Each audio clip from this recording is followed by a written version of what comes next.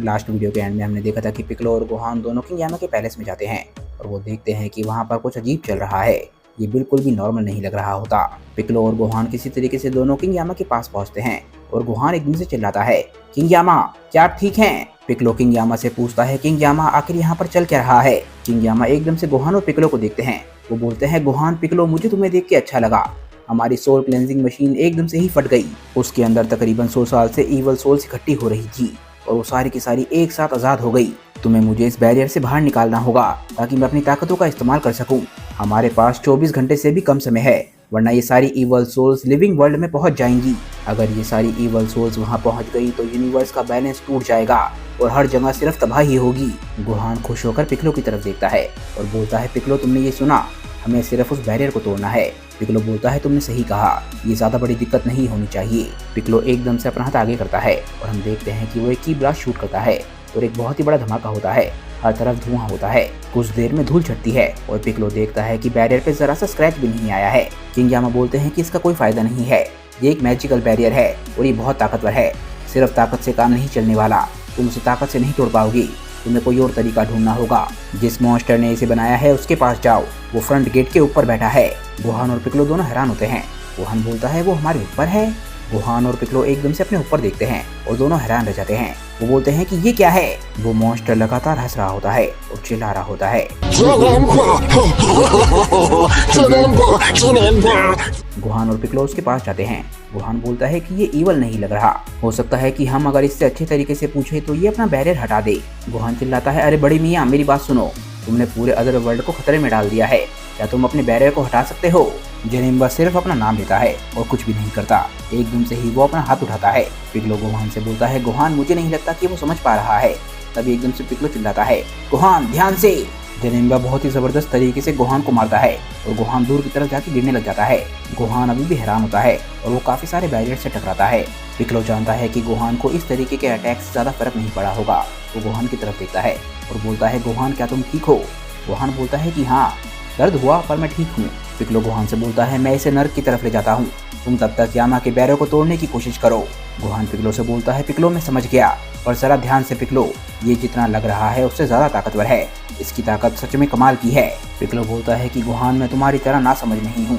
पिक्लो जेनिम्बा की तरफ देखता है और बोलता है कि अगर तुम खेलना चाहते हो तो मेरे साथ आओ। इसके बाद हम अदर वर्ल्ड के ईस्ट क्वाड्रेंट पर आते हैं। हम देखते हैं कि वहाँ पर एक बहुत ही जबरदस्त धमाका होता है। तभी हम ज़ारबान और डडोरिया को देखते हैं। ज़ारबान, डडोरिया और फीजा के लोगों ने हर तरफ तबाही मचा रखी होती है। डडोरिया बोलता है कि वेजिटा को उसके धोखे की कीमत चुकानी होगी, इस बारी वो हम दोनों के सामने नहीं टिक पाएगा। ज़ारबान बोलता है, वो डरपोक जरूर कहीं पर छुपा हुआ होगा। तभी हम देखते हैं कि ज़ारबान और डडोरिया के पास कोई लैंड करता है और बोलता है, मुझे माफ करना, पर मुझे तुम्हें नर्क में वापस भेजना होगा। तभी हम देखते हैं कि ज़ारबान और डडोरिया एकदम से चौंकते हैं। हम देखते हैं कि ये होता है यामचा। यामचा बोलता है कि तुम्हारे कपड़ों को देख के पता चल रहा है कि तुम फ्रीजा की आर्मी में से हो, तुम उन लोगों से काफी अलग लग रहे हो जिनसे मैं धरती पर लड़ा था। ज़ारबान बोलता है कि यानी कि तुम जरूर उस धोखेबाज वेजिटा के साथी हो, एक धरतीवासी। यामचा बोलता है कि वेजिटा को एक साथी बोलना ये थोड़ा ज्यादा हो जाएगा, पर हाँ, मैं पास्ट में उसके साथ लड़ा जरूर हूँ। डडोरिया बोलता है, वाह मजा आ गया, कीड़े तुम्हें उसकी कीमत चुकानी होगी। डडोरिया एकदम से पूरी आर्मी को इशारा करता है और बोलता है कि इस पे अटैक करो। हम देखते हैं कि सभी के सभी लोग एक साथ यामचा पे अटैक करते हैं। सब लोगों ने यामचा पे अटैक कर तो दिया होता है, पर यामचा अपनी जगह पे खड़ा रहता है और ऐसा लगता है कि वो कुछ करता है और सभी के सभी लोग एक साथ बेहोश हो जाते हैं। ये सीन बिल्कुल उसी सीन की तरह होता है जब गोकू नैमेक पर आया था और गिनयू फोर्स से लड़ा था। हम देखते हैं कि ज़ारबान और डडोरिया दोनों हैरान रह जाते हैं। यामचा बस अपनी जगह पे खड़ा रहता है। यामचा बोलता है कि मैंने तुम्हें समझाया था ना कि तुम लोग वापस नर्क में जा रहे हो। डडोरिया हल्का सा चौंका हुआ लग रहा होता है। वो बोलता है कि धरतीवासी, अगर तुम्हें लग रहा है कि मैं इससे इम्प्रेस हो जाऊंगा तो तुम गलती कर रहे हो। वो सभी सोल्जर्स बस प्यादे थे, तुम्हें पता नहीं है कि तुम किसका सामना कर रहे हो। मैं हूँ डडोरिया, मैं लॉर्ड फ्रीजा की आर्मी का एक बहुत ही महान सोल्जर हूँ। तभी डडोरिया एकदम से यामचा पे अटैक करता है और चिल्लाता है, अब यहाँ से चले जाओ कीड़े कहीं के। डडोरिया के अटैक की वजह से एक बहुत ही जबरदस्त धमाका होता है। हर तरफ धूल मिट्टी छाई होती है और डडोरिया हंसने लग जाता है। उसे लगता है कि वो जीत गया। डडोरिया बोलता है कि लगता है मैंने कुछ ज्यादा ही कर दिया, उस बेवकूफ को पता ही नहीं था कि क्या हो रहा है। तभी हम देखते हैं कि यामचा एकदम से डडोरिया के पीछे आ जाता है। यामचा चिल्लाता है और एकदम से डडोरिया के चेहरे पे बहुत ही जबरदस्त अटैक करता है। डडोरिया को पता ही नहीं चलता कि उसके साथ क्या हुआ। ज़ारबान भी एकदम से हैरान रह जाता है। हम देखते हैं कि यामचा नीचे लैंड करता है ज़ारबान यामचा से बोलता है कि तुम्हारे जैसा एक धरतीवासी आके डडोरिया को एक ही अटैक में कैसे हरा सकता है। यामचा बोलता है कि तुम्हारा दोस्त बिल्कुल भी खास नहीं था और अब तुम्हारी बारी है। ज़ारबान हंसते हुए बोलता है कि तुम असल में ताकतवर हो, जितना मैंने सोचा था उससे कहीं ताकतवर, पर जल्दी तुम्हें अपने घमंड पे बहुत ही ज़्यादा पछतावा होने वाला है बेवकूफ़, क्योंकि मैं डडोरिया की तरह नहीं हूँ, मैं ट्रांसफॉर्म हो सकता हूँ। ज़ारबान एकदम से ही अपनी मगरमच्छ वाली फॉर्म में ट्रांसफॉर्म हो जाता है और यामचा हैरान होता है। यामचा एकदम से घबराया हुआ लगने लग जाता है। ज़ारबान बोलता है क्या हुआ, लगता है तुम्हें अपनी गलती का पछतावा हो रहा है। यामचा बोलता है नहीं, ऐसी बात नहीं है, तुम इस फॉर्म में बहुत ज़्यादा भद्दे लग रहे हो। ज़ारबान बोलता है कि मैं हूँ महान ज़ारबान और तुमने अभी जो कहा उसके लिए तुम्हें पछतावा होने वाला है धरतीवासी। अब तुम चुप करो, यही रीज़न है कि मैं इस फॉर्म में ट्रांसफॉर्म नहीं होता हूँ। इस फॉर्म में ट्रांसफॉर्म होना मेरे लिए आखिरी चारा होता है। ज़ारबान एकदम से अटैक करने के लिए यामचा की तरफ बढ़ता है और चिल्लाता है कि अब तुम खत्म होने वाले हो। ज़ारबान यामचा की तरफ बढ़ रहा होता है पर यामचा अपनी जगह पे खड़ा रहता है। अगले ही पल हम देखते हैं कि यामचा एकदम से ज़ारबान तक पहुंच जाता है और उसके चेहरे पे बहुत ही ज़बरदस्त पंच मारता है और अगले ही पल हमें ज़ारबान कहीं भी नहीं दिख रहा होता। हम देखते हैं कि हर तरफ धूल मिट्टी छाई होती है। यामचा बोलता है कि ये लो, हो गया, ईस्ट क्वाड्रेंट अब सिक्योर हो चुका है। तभी यामचा बोलता है डडोरिया। ज़ारबान, मुझे लगता है कि किडन ने इस बारे में मुझे बताया था। सच बताऊं तो मुझे लगा था कि फ्रीज़ा की आर्मी के क्लोज गार्ड्स काफ़ी ताकतवर होंगे। तभी यामचा के पीछे से आवाज़ आती है।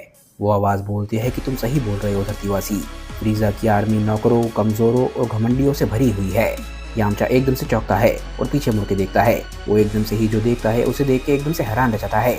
यामचा हल्का सा घबराता भी है। हम देखते हैं कि ये होता है टर्लेस और उसकी आर्मी। टर्लेस बोलता है कि फ्रीज़ा की आर्मी को छोड़ना उसकी लाइफ का सबसे अच्छा डिसीजन था। मुझे बताओ धरतीवासी, तुम्हारी बैटल पावर बहुत ही कमाल की है, क्या तुम एक बहुत ही एलीट आर्मी को ज्वाइन करना चाहोगे? यामचा हैरानी से बोलता है कि वो कौन है? एक सेकंड के लिए तो मुझे लगा कि ये गोकू है। टर्लेस बोलता है कि मेरा नाम है टर्लेस और मैं एक फ्री साइयन वॉरियर हूँ। तो तुम इस बारे में क्या कहते हो, क्या तुम मेरी आर्मी को ज्वाइन करना चाहोगे? इसके बाद हम नॉर्थ क्वाड्रेंट में आते हैं। हम चार्ल्सो को देखते हैं जो कि अपने अटैक का इस्तेमाल करके काफ़ी सारे विलेंस को हरा रहा होता है। तभी हम टीएन और चार्ल्सो दोनों को देखते हैं। टीएन बोलता है चार्ल्सो तुमने कमाल कर दिया, अब कोई भी नहीं बचा है। चार्ल्सो बोलता है कि सच बताऊं तो मुझे नहीं लगा था कि मैं साइयन मॉन्स्टर्स को अदर वर्ल्ड में देखूंगा। तभी चार्ल्सो और टीएन को एकदम से एक आवाज़ आती है। वो आवाज़ बोलती है अरे ये देखो, मुझे नहीं लगा था कि मैं तुमसे यहाँ पर मिलूंगा। ये आवाज़ नापा की होती है और नापा हंस रहा होता है। वो नीचे टीएन और चार्ल्सो को देख के बोलता है ये तो एक बहुत ही अच्छा सरप्राइज़ है, अच्छा हुआ कि मैंने उन साइबरमैन्स को फॉलो किया। मैं तो सच में कभी सोच भी नहीं सकता था कि मैं तुम मच्छरों से फिर से मिलूंगा। आज मुझे पता चल गया कि तुम्हारी स्पीशीज़ के कमज़ोर लोग कहाँ पर मरने के लिए आते हैं। चार्ल्सो एकदम से नापा को देख के घबरा जाता है और बोलता है नहीं, ये तो इम्पॉसिबल है, ये तो नापा है। टीएन नापा को देख के हैरान होता है और नापा बोलता है कि तुम्हारे चेहरे डर से काँप रहे हैं, ये देख के मुझे पुरानी यादें ताज़ा हो रही हैं। टीएन बोलता है चार्ल्सो अपनी यादों को खुद पे हावी मत होने दो, नापा जब धरती पर आया था उस समय को बहुत समय हो गया है, नापा अब हमारे लिए कोई खतरा नहीं है। ये बात सुन के चार्ल्सो एकदम से शांत हो जाता है और बोलता है कि तुम सही बोल रहे हो टीएन, मुझे माफ़ करना। नापा चिल्लाता है धरतीवासी क्या तुम पागल हो गए हो, क्या मुझे तुम्हें याद दिलाने की ज़रूरत है कि तुम दोनों मेरे हाथों ही मारे गए थे? टीएन बोलता है कि तुमने हमारे साथ जो किया था उसके लिए मैं तुम्हें कभी भी माफ़ नहीं करूँगा। टीएन एकदम से अटैक करने के लिए नापा की तरफ बढ़ता है। टीएन की स्पीड को देख के नापा एकदम से चौंक जाता है पर वो कुछ भी कर नहीं पाता। टीएन एकदम से नापा के पेट में बहुत ही ज़बरदस्त किक मारता है और नापा एकदम से हक्का बक्का रह जाता है। वो बस एक ही पल में हार चुका है। टीएन के हाथों हारने के बाद नापा वहाँ से गायब हो जाता है। टीएन बोलता है कि तुम्हें नर्क में मिलते हैं। टीएन नीचे ज़मीन पर उतरता है। चार्ल्सो बहुत खुश होता है और बोलता है टीएन तुम औसम हो। टीएन बोलता है चार्ल्सो तुम भी उसे बहुत ही आराम से हरा सकते थे। तभी टीएन और चार्ल्सो एक बार फिर से चौंकते हैं। उन्हें पीछे से आवाज़ आती है। वो आवाज़ बोलती है कि उसके साथ ये होना वो डिज़र्व करता था क्योंकि उसने नोटिस नहीं किया कि तुम दोनों की ताकत में कितना गैप है। टीएन और चार्ल्सो पीछे मुड़ते हैं और उनके पीछे काफ़ी सारे लोग खड़े होते हैं। टीएन और चार्ल्सो दोनों हैरान रह जाते हैं। टीएन और चार्ल्सो के पीछे होते हैं लॉर्ड स्लग और उसकी आर्मी।